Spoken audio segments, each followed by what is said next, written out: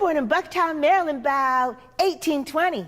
When I was real small, I just ran around wild because slave children weren't expected to know nothing.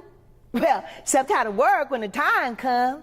My name is Leslie McCurdy, and I'm the author and performer of The Spirit of Harriet Tubman, which in the year 2017, I will have been touring and performing with across Canada and the United States for 20 years. Can't believe it, 20 years.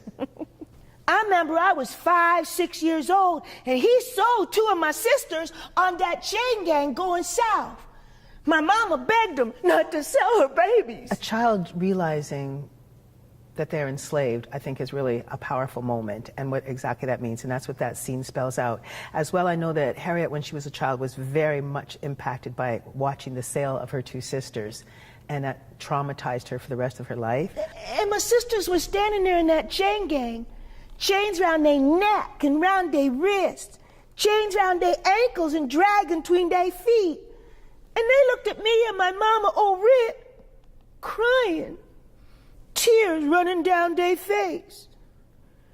Then their overseers cracked their whips and the peoples in the chain gang moved off, dragging them chains. Her story is all of a sudden relevant all over again because people want to know why she was chosen as the first woman to be on an American bill note, the $20 bill note. And so there's a lot of curiosity as to exactly what her story is.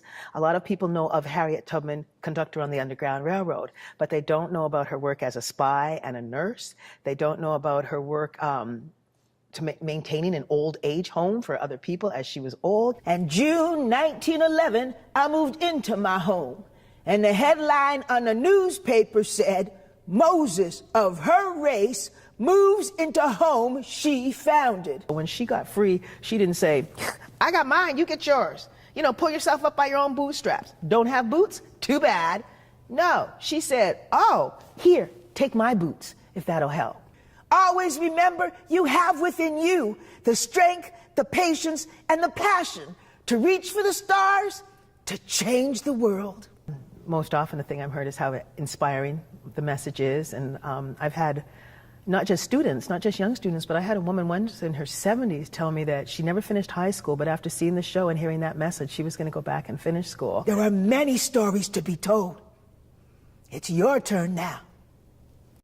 Swing low. The perpetrators of slavery, as well as the victims of it, all need to have some healing, because there's guilt, and then there are residual results that we still need to overcome. And that's what I try to do after performances of The Spirit of Harriet Tubman.